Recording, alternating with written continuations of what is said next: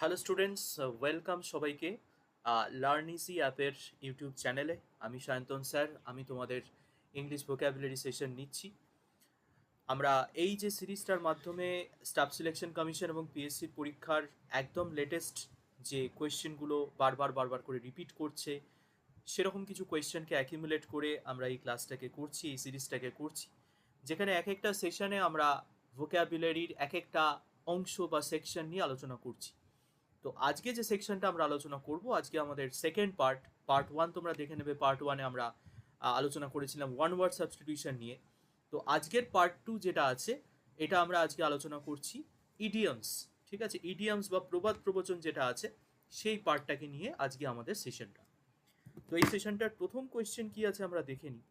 First যে কোয়েশ্চেনটা আমরা আজকে পাচ্ছি, সেটা হচ্ছে সিজিএল 2023 কম্বাইন্ড গ্র্যাজুয়েট লেভেল পরীক্ষার প্রশ্ন। তো দেখো, কোয়েশ্চেনটা একটু অন্য রকমের। কি নর্মালি কি দেয় আমাকে, কোনো ইডিয়াম দিয়ে জিজ্ঞেস করে তার মিনিং কি হবে, কিন্তু এখানে একটা সেন্টেন্স দেওয়া হয়েছে। দেখো, এখানে একটা সেন্টেন্স দেওয়া হয়েছে, তার মাঝে একটা গ্যাপ আছে। এইবার আমায় অপশন হিসাবে দিয়েছে চারটে ইডিয়াম। আমাকে বলেছে যে সেন্টেন্সে যে সিচুয়েশনটা ডিপিক্ট করা হয়েছে, সেই সিচুয়েশনটার অনুযায়ী আমাকে এই চারটে ইডিয়ামের মধ্যে থেকে কোন ইডিয়ামটা ওই সিচুয়েশনটায় সবচেয়ে বেশি অ্যাপ্রোপ্রিয়েট হবে। কাজেই বুঝতেই পারছো, আমাকে সেন্টেন্সটা বুঝতে হচ্ছে, সেন্টেন্সের সিচুয়েশনটা বুঝতে হচ্ছে, এবং সেই সিচুয়েশন অনুযায়ী কোন ইডিয়ামটা বসবে এটাকে বুঝতে গেলে আমাকে সবকটা ইডিয়ামেরই কম বেশি মিনিং জানতে হবে। কাজেই এটা কিন্তু একটা কোয়েশ্চেনের মধ্যে অনেকগুলো কোয়েশ্চেন আমরা দেখতে পাচ্ছি। রিসেন্টলি কিন্তু এসএসসি এই ধরনের নতুন ট্রেন্ডিং কোয়েশ্চেন আসছে, মানে যেগুলো আগে পরীক্ষায় এই টাইপের প্রশ্ন আসতো না, কিন্তু রিসেন্টলি কিন্তু আমরা এই ধরনের প্রশ্ন দেখতে পাচ্ছি। আমরা রিসেন্টলি যদি পিএসসির পরীক্ষা দেখি, ডাব্লিউবিসিএস এর যে লাস্ট এক্সাম হয়েছে প্রিলিতে, সেই প্রিলিমিনারি কোয়েশ্চেন দেখি, সেখানেও কিন্তু এই ধরনের প্রশ্ন দেওয়া ছিল। মানে একটা সিচুয়েশন দিয়ে দিয়ে সেই সিচুয়েশনে out of the four options কোন ইডিয়ামটা অ্যাপ্রোপ্রিয়েট হবে। কাজেই পুরনো কোয়েশ্চেনের পাশাপাশি নিউ কোয়েশ্চেন্স প্র্যাকটিস করা কিন্তু ভীষণ রকমের ইম্পর্টেন্ট। তাহলে আমরা এই প্রশ্নটা পড়ে নিই, কি বলছে দেখি। বলছে, despite their differences the two politicians decided to dash and work together for the greater good. মানে কি বলা হয়েছে, দুজন পলিটিশিয়ান, তাদের মধ্যে নিজস্ব কিছু ডিফারেন্স আছে, অবশ্যই আছে, থাকতেই পারে, কিন্তু সেটা সত্ত্বেও কি হয়েছে, তারা কিছু একটা করেছে এবং তারা একসঙ্গে কাজ করেছে ফর দ্য গ্রেটার গুড, মানে সামগ্রিকভাবে কোনো একটা ভালো কিছুর জন্য তারা একসঙ্গে বসে কাজ করেছে। ওকে, তাহলে অপশন আমরা দেখে নিই। অপশন বলছে bury the hatchet, bark up the wrong tree, blow off steam and burn the midnight oil. মিনিংগুলো আমরা দেখে নিই। বারি দ্য হ্যাচেট মানে হচ্ছে শান্তি স্থাপন করা, যুদ্ধ বিগ্রহের অবসান ঘটানো, to make peace. Bury the hatchet মানে দাঁড়াচ্ছে to make piece.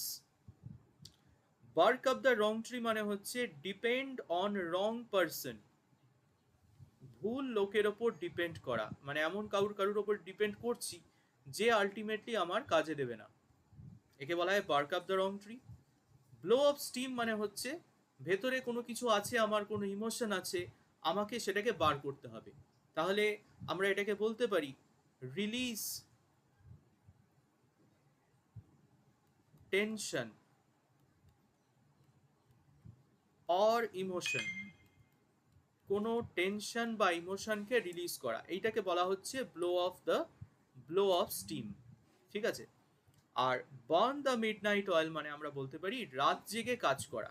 Burn the midnight oil মানে হচ্ছে রাত জেগে কাজ করা। ঠিক আছে, তাহলে আমরা বলতে পারি ওয়ার্ক টিল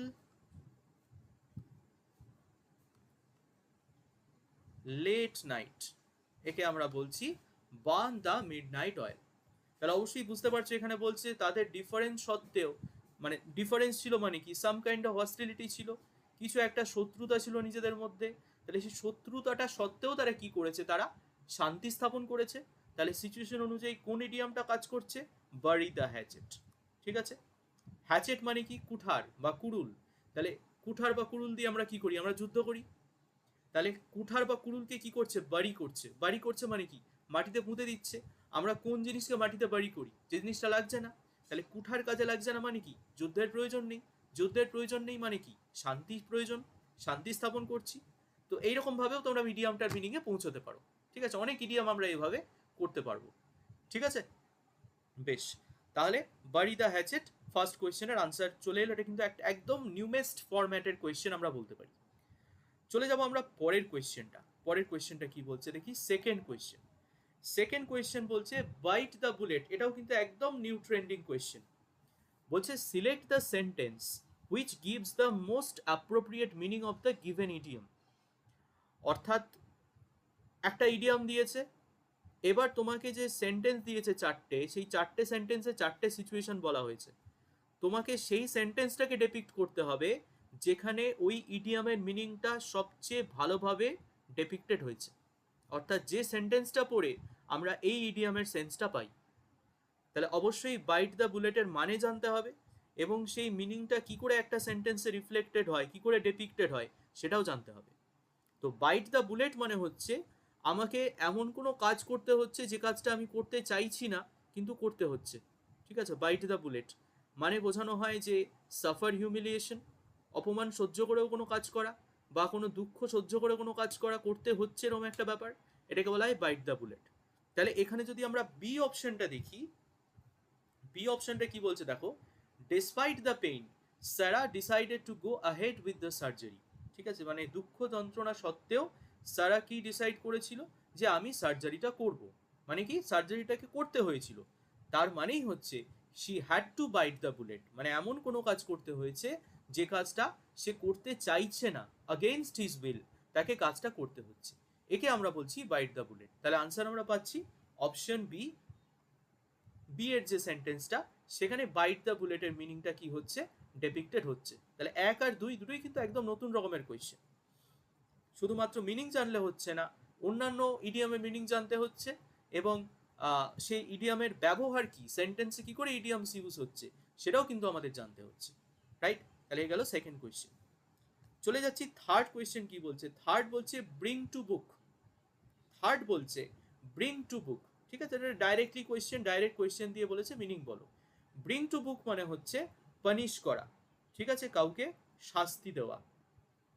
ঠিক আছে, যেমন ধরো আমি বললাম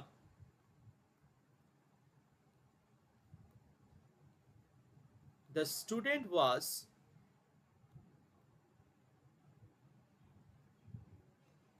brought to book, the student was brought to book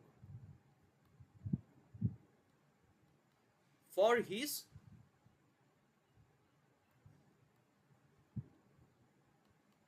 rude behaviour. কি বলেছে, যে স্টুডেন্টকে তার রুড বিহেভিয়ারের জন্য কি হয়েছে, পানিশ করা হয়েছে। তাহলে আমরা কি বলছি, ওয়াজ ব্রট to book, he was punished. ঠিক আছে, ইডিয়ামস যখন পড়বো আমরা কিন্তু সবসময় চেষ্টা করব ইডিয়ামসের সেন্টেন্সে যে অ্যাপ্লিকেশন, কি করে একটা ইডিয়াম সেন্টেন্সে ইউজ হচ্ছে সেটাকেও সেন্টেন্সের মাধ্যমে জানতে। তবে কিন্তু আমাদের ইডিয়ামটা মাথায় থাকার প্রবাবিলিটি বেড়ে যায়, আদারওয়াইজ কিন্তু আমি ভুলে যাব তাড়াতাড়ি। তো কি করে সেই কথাটা কি করে সেন্টেন্সে রিফ্লেক্টেড হচ্ছে আমরা কিন্তু অবশ্যই দেখে নেব। এবং বাংলা মিনিং কি হয়, অর্থাৎ আমার নিজের ল্যাঙ্গুয়েজে মিনিং কি হয় সেটাকে বুঝে নিতে হবে। কারণ অপশনের ল্যাঙ্গুয়েজ কিন্তু একরকম নাও দিতে পারে। এখানে দিয়েছে পানিশ সামওয়ান, তোমাকে হয়তো দিল রেপ্রিম্যান্ড সামওয়ান, তোমাকে হয়তো দিল স্কোল্ড সামওয়ান, রিবিউক সামওয়ান, অর্থাৎ একাধিক হয়তো পানিশের অন্য কোনো তোমাকে সিনোনিম দিল। ঠিক আছে, তোমাকে বললো to criticise harshly, harsh criticism. তো অর্থটাকে বুঝে নিতে হবে যাতে ইডিয়ামের ল্যাঙ্গুয়েজ মানে অপশনের ল্যাঙ্গুয়েজটা পাল্টে দিলেও আমরা মিনিংটা করতে পারি। রাইট, চলে যাবো পরের কোয়েশ্চেন কি দেখছে। ফোর বলছে lose your marbles. Lose your marbles, lose your marbles মানে হচ্ছে নিজের স্যানিটি অর্থাৎ স্বাভাবিকত্ব হারিয়ে ফেলা, বা আমরা বলতে পারি গো ইনসেন। লুজ ইয়োর মার্বলস মানে বলছি গো ইনসেন। ঠিক আছে, তাহলে এখানে অপশন আমরা কি পেতে পারি, অপশন এখানে পেতে, ধরো আমরা একটা এক্সাম্পল দেখি যে at the old age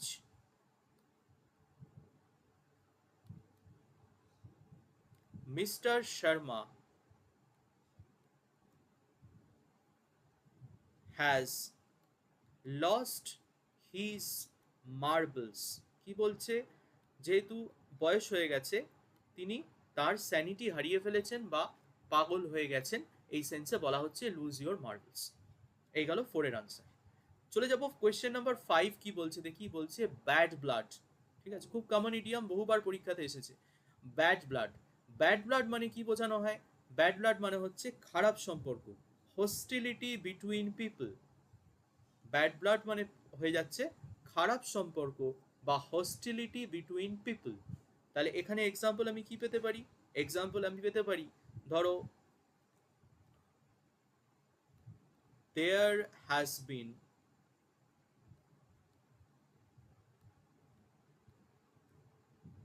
bad blood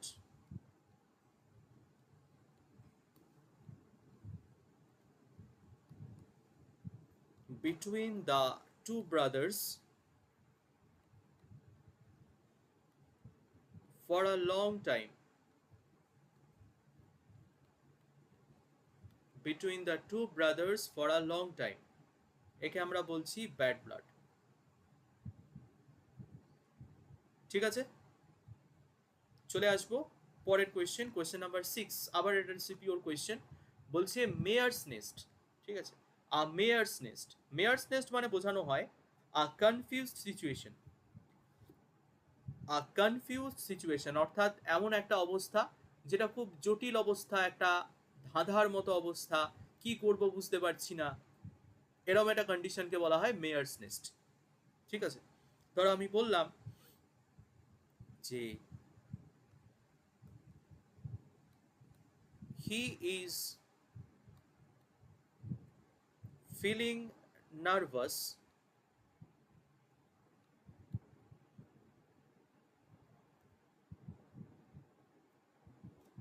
because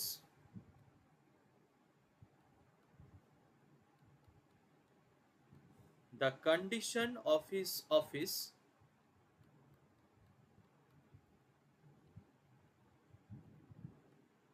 has become a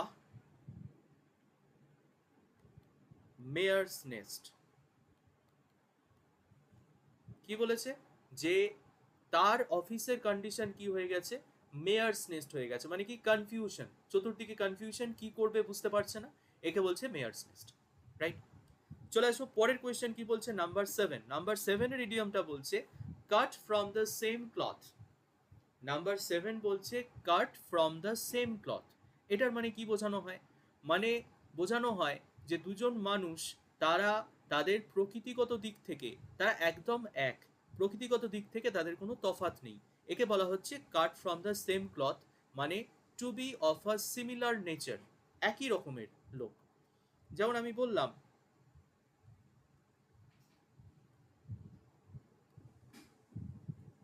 my mother and her sister, my mother and her sister were cut from the same cloth। মানে কি? তাদের প্রকৃতিগত দিক থেকে তারা একদম সেম, আমার মা এবং তার বোন। ঠিক আছে, তাহলে আমরা বলতে পারছি কাট ফ্রম দ্য সেম ক্লথ। বোঝা যাচ্ছে, মিনিংটা ক্লিয়ার হচ্ছে। চলে যাব পরের প্রশ্ন, 8 নাম্বার। 8 নাম্বার কোয়েশ্চেন বলছে স্প্লিট ওয়ান সাইড। ঠিক আছে, স্প্লিট ওয়ান সাইড মানে বোঝানো হচ্ছে প্রচণ্ড কোনো কিছুতে খুব কেউ আনন্দ পেয়েছে বা খুব হাসছে, একে বলা হয় স্প্লিট ওয়ান সাইড। তাহলে একে আমরা বলতে পারি টু বি এক্সট্রিমলি অ্যামিউজড। ঠিক আছে, একে আমরা বলতে পারি বি এক্সট্রিমলি অ্যামিউজড। ঠিক আছে, ধরো আমি বললাম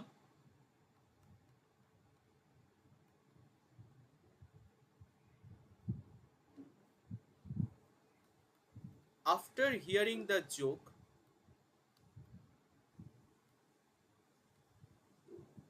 you will split your side। After hearing the joke you will split your side মানে কি? তুমি প্রচণ্ড, মানে তুমি প্রচণ্ড আনন্দ পাবে, প্রচণ্ড হাসবে, এটাকে বলা হচ্ছে স্প্লিট ওয়ান সাইড। ঠিক আছে, চলে যাব নেক্সট কোয়েশ্চেন, কোয়েশ্চেন নাম্বার 9। 9 বলছে 40 উইংস। ঠিক আছে, 40 উইংস মানে উইঙ্কিং করা, মানে কি? উইঙ্ক করা মানে হচ্ছে চোখের পাতা ফেলা। এবার 40 উইংস মানে বোঝানো হচ্ছে আ শর্ট স্লিপ। ঠিক আছে, ন্যাপ যেটাকে আমরা বলি, যে অল্প সময়ের জন্য ঘুমিয়ে নেওয়া, এটাকে বলা হয় ফার্টি উইংস। ঠিক আছে, ধরো আমি বললাম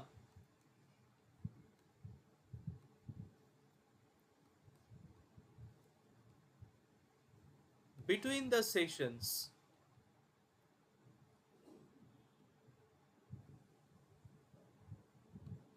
I normally take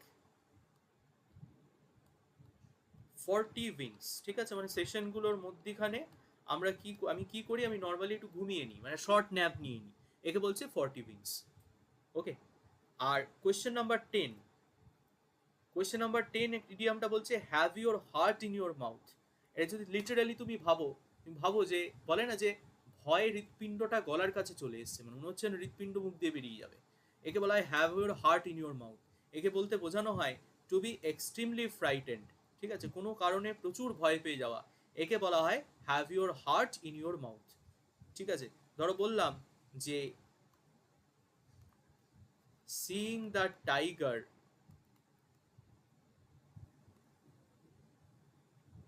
I had my heart in my mouth। ঠিক আছে, মানে আমি খুবই ভয় পেয়ে গেছিলাম, এর জন্য বলছে had my heart in my mouth. ঠিক আছে, তো এই সেশনে আমরা এই 10 ইডিয়মস দেখলাম যেগুলো একদম রিসেন্ট পরীক্ষায় এসেছে। আমরা বেশ কিছু নতুন ট্রেন্ডিং কোয়েশ্চেনও এখানে দেখতে পেলাম, যেগুলো একদম নিউ প্যাটার্নের কোয়েশ্চেন, এগুলো আমরা এখান থেকে দেখলাম। ঠিক আছে, তো এই সেশনটা আজকে আমরা এখানে শেষ করছি। তোমরা অবশ্যই চ্যানেল সাবস্ক্রাইব করে নিও, যাতে পরবর্তী যে ক্লাসগুলো হবে, ইংলিশ বলে নয় অন্যান্য বিষয়ের যে ক্লাসগুলো হবে, তার ইনফরমেশন ও নোটিফিকেশন তোমরা পেতে পারো। ঠিক আছে, সবাই ভালো থেকো, থ্যাংক ইউ।